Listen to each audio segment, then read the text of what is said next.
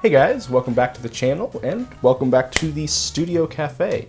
The last time we were here was for the CMF Watch video, but today we're going to be talking about the coffee itself. After receiving a grand total of 1 request to take you guys through my coffee routine, I figured I had to give the people what they wanted. So, let's not delay this any further and get into the coffee. Let's start off with a very top-level overview of coffee. I don't want to get too into the weeds here.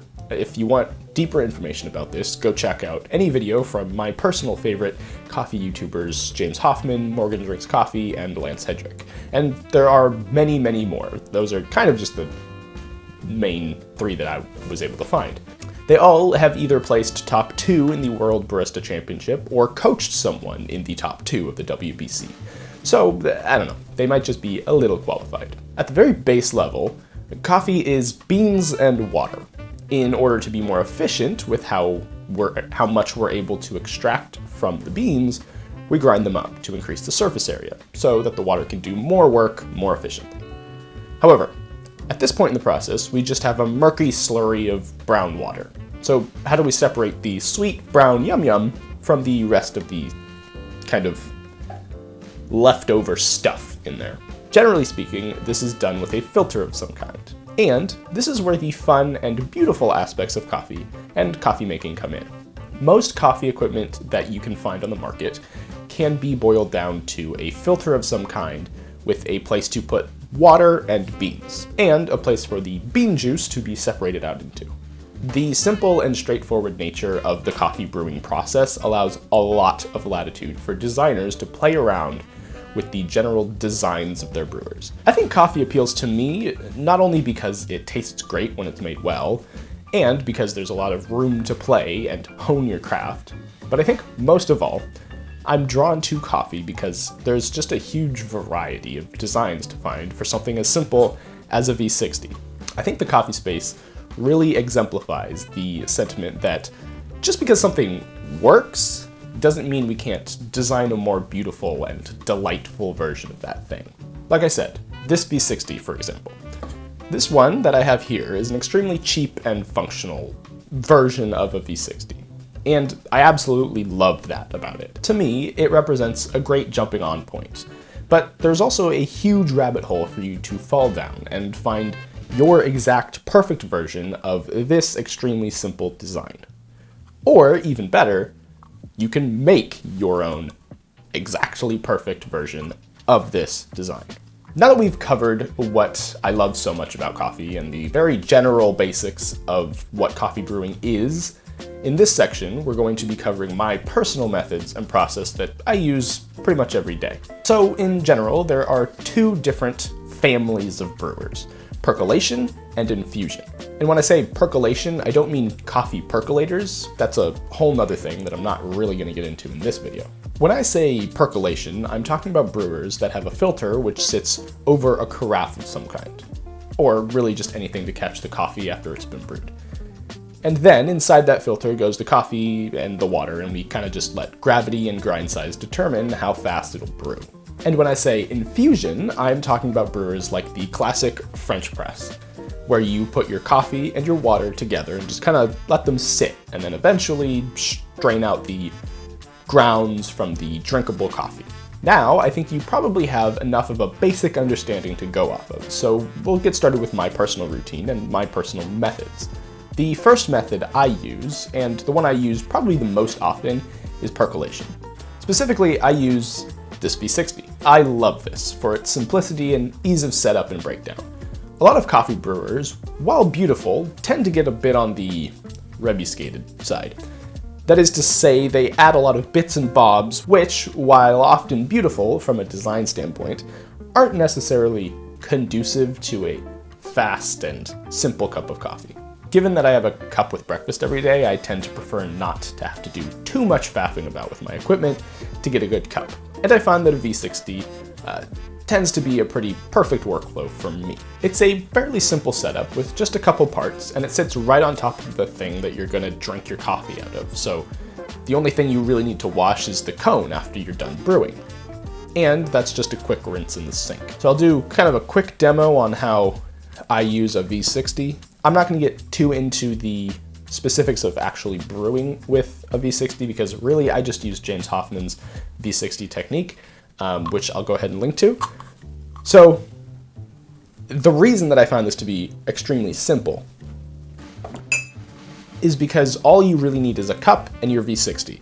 And the V60 literally just sits on top of the cup. You put your filter and your coffee and you brew it directly into the cup. So then after that, you can just take the filter, throw it away, take your V60, wash it off or whatever, let it dry, and enjoy your cup of coffee. And for me, that's like kind of an ideal workflow, specifically for having a cup of coffee with breakfast. I generally don't want to have to take apart my brewer to clean it in the morning specifically, and that's the reason that my Chemex doesn't get a whole lot of use, not because it doesn't brew good coffee, not because I don't love the way that it looks and the way that it makes coffee look, but because I have to kind of mess around with this whole handle bit to really clean it out. So because it's made out of natural materials, and natural materials and water don't exactly mix. So this is just slightly more friction to use than this, and so unless I'm brewing for a large group of people, or unless I'm brewing kind of midday to late day, this doesn't get the most amount of use. But this guy is extremely simple, extremely straightforward, very easy to clean, very easy to use. And that's kind of part of why I just really love a V60. This method isn't without its caveats, however, as filter brewing requires a bit more focus and attention than something like an infusion-style brewer, which we'll get to in a second. For a filter brew, you need to make sure you're pouring from the right height, roughly the right rate, and you need to keep track of when you're pouring in your water and in what stages. At least if you follow James Hoffmann's method like I do. Now don't get me wrong, it's definitely more of an art than a science. Like, you're not gonna hate your cup of coffee if you accidentally wait 10 seconds longer to start your second stage than you should have, but there are still distinct steps that make filter coffee more complicated than our next method, infusion. As far as infusion brewers go, I tend to prefer and recommend the AeroPress. This is because it's probably the easiest and cheapest way to get extremely similar results to something like a pour over without the same variables to keep track of. I follow, yet again, James Hoffmann's technique for this method. You'll find that to be a bit of a trend for any coffee method that I use. I find their techniques to be a pretty great starting point, and they definitely helped me out a lot when I was just getting started. I'm not gonna lie, I don't have much of a reason behind choosing this brewer, other than just wanting to mix things up a bit, because my go-to brewer is the V60. When I feel like that gets too mundane, I give this a go. And the same actually goes for the Chemex, which is probably the most beautiful brewer that I own. And as I already stated, this guy is really just for any time that I need to make coffee for a lot of people, or if I'm just feeling like a bit of a fancy lad. Both the Chemex and the AeroPress have rather laborious cleanup processes, so I don't really bother with either of them if I'm too tired to deal with the cleanup.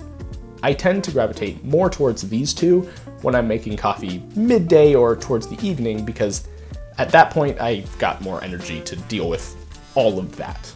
And then we have espresso.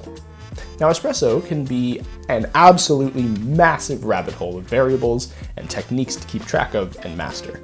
And that is why this is usually the focus of most competition or more impressive videos on the subject. However, for my own personal day-to-day, I only adjust the grind and maybe the yield. And that's because my personal machine, the Breville Barista Express, doesn't give me control over things other than the shot temperature and time.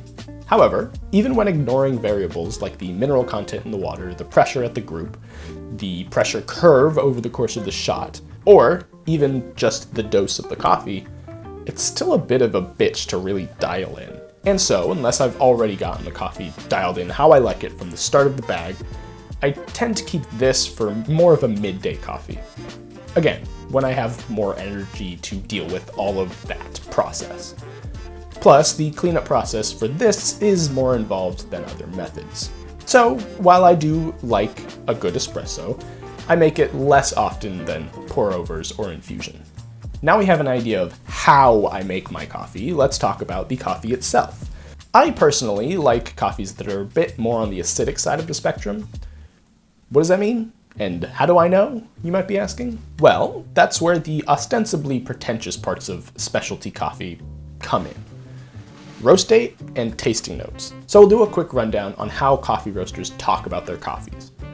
If you're going to look at just one thing on a bag of coffee, it should be the roast date.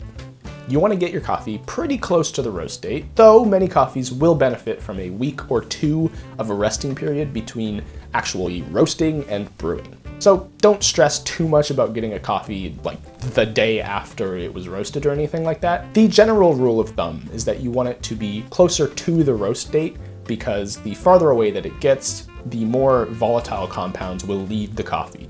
And those volatile compounds are the things that really give it flavor and its characteristic taste and what lead to the tasting notes on the bag. So if you let it sit for too long out in the open air, it won't taste as good as it potentially could.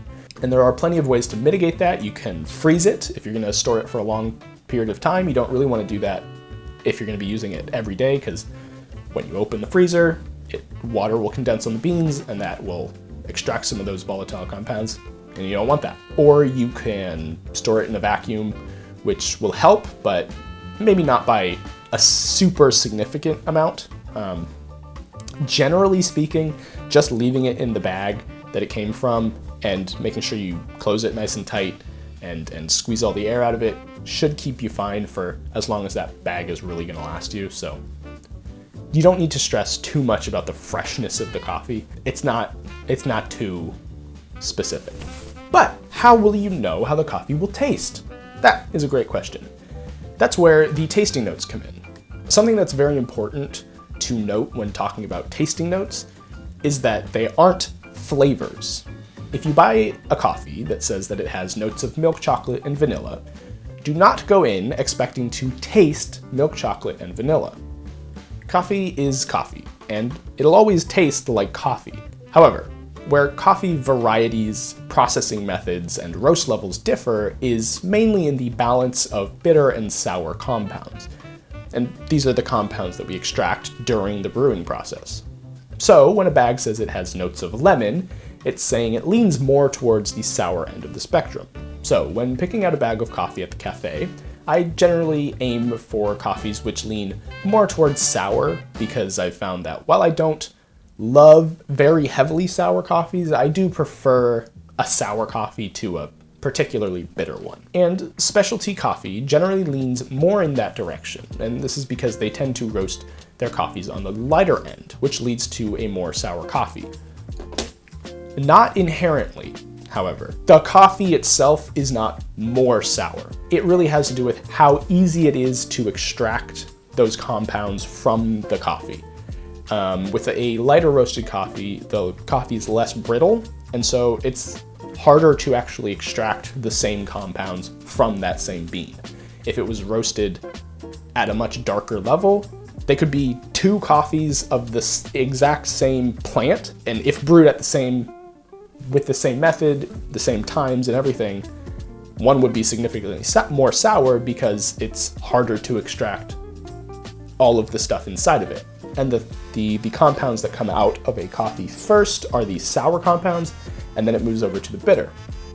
So, obviously, if you are only able to get into the coffee for a certain amount of time, for a smaller period of time than the darker roasted coffee, you're not going to get to those bitter compounds, so it'll be more on the sour side. And generally, specialty coffee roasters roast this way because they want to preserve as many of the compounds inside the bean, which make it so good, without under-roasting the coffee, which would lead to an extremely hard-to-extract coffee. One last thing to keep in mind is that a lot of times you'll hear people talk about a sweet coffee without adding any sugar. They aren't talking about the actual sucrose sweet. They're talking about a balance between sour and bitter. Because when these two are in balance, it feels really pleasant in the mouth, and I've found that it generally means that you're not left with the same kind of aftertaste that you get with a really bitter or really sour coffee. The last thing that I want to touch on is my grinder. I've gone through a couple of cheaper starter grinders before I finally decided to kind of splurge on this Onesie J Max. I decided to go with this instead of something like a Comandante for my endgame hand grinder because, for one, it's about $100 cheaper, and while I love the fact that the Comandante grinders have such a great community that is built up around them, I personally really prefer Onesie approach to grind size adjustment. This ring up at the top here is what you use to change the size of your grind. And aside from this just being an incredibly elegant and satisfying setting adjustment, just hear it.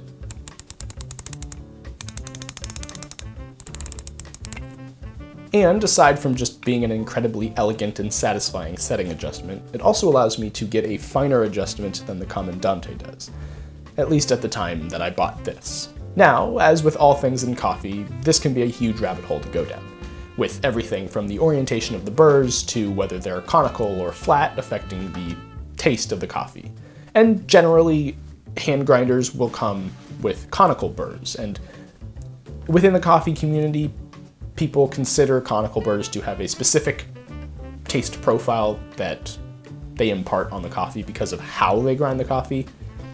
My palate is not nearly defined enough to discern any noticeable difference, but that is something people do attribute to conical burrs, and that's why some people will prefer flat burrs, but frankly for most people I think conical burrs in a hand grinder offer much more price to performance than any like electrical coffee grinder. If you're brewing for only one or maybe two people, I would highly recommend a hand grinder because you get a comparable, if not better, grind quality at a lower cost, as long as you're willing to do the physical work of grinding your own coffee by hand, of course. And I personally really love grinding coffee by hand. I find it to be very relaxing and therapeutic, and the smell of freshly ground coffee is something I think everybody should experience, and you really can't get that from pre-ground coffee. Oh, I should probably touch on why I grind my coffee instead of getting pre-ground. The general gist is that whole bean coffee keeps better than ground coffee. Pre-ground will undergo staling reactions much faster than whole bean coffee.